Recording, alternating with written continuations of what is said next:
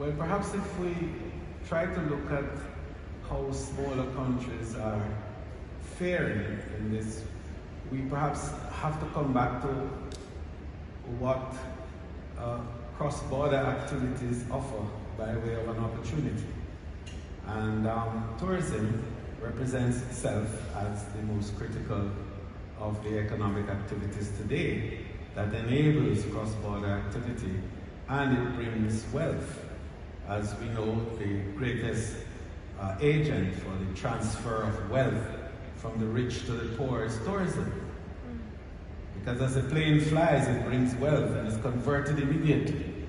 And as a cruise ship comes into the port, a similar thing happens. And it gets into the pockets of the ordinary man, which is very important, because 80% of the values of the experiences of tourism are driven by the small and medium players, the little people. The unfortunate reality there is that only 20% of the returns from tourism go to that smaller group. And there needs to be a rebalancing of that situation. So what small countries in the world offer is the destination for these experiences. And the pent-up demand that COVID has provided is driving movement from the larger countries into these smaller destinations where the conversion can take place of the wealth movement.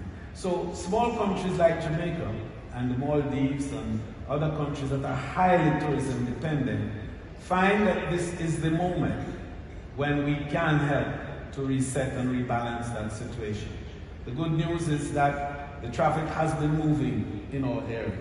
And in our case in Jamaica, we have had a recovery of some 70% of the 2019 figures, primarily because of our proximity to the richest market in the world, the United States, and the fact that cross-border activities in a lot of cases have been influenced by closures and attitude towards management of the COVID virus in different places. So we have managed to find an infection level in Jamaica that's low.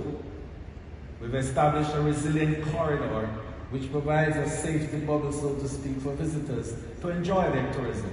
And as a result of that, we're getting the flow of traffic.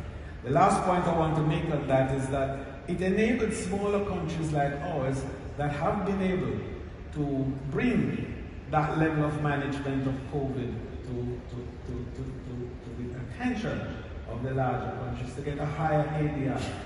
So we're seeing a higher spend on the part of the visitor now than we ever had before. And so for small countries, this is the opportunity. We have to do it better, and we have to manage ourselves in a stronger and more desirable way. And in this way, we can recover faster, and we can even thrive. Minister, we were talking earlier, opportunity, since we're fighting this globally, we're fighting this as one human race, that this is the real opportunity for us to capture that energy and that collaboration. Can you talk briefly about that? Indeed.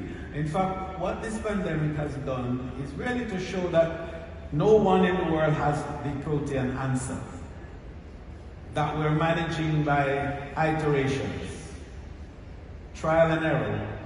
We're using ideas, and we are putting together a mix of ideas to create the best fit and what works. And so best practices are now being realized from many places, including small countries and places which previously would never be considered for any consideration.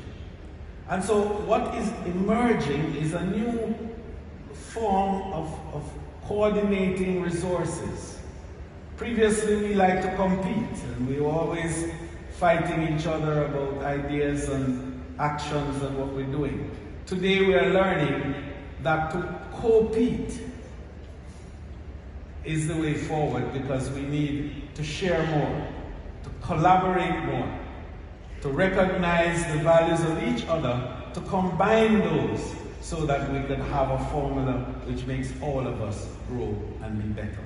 So that's the lesson from COVID. is that the world is not about competition anymore. It is about co-petition. It's about how we can collaborate together and solve our problems. Minister Kenewendo.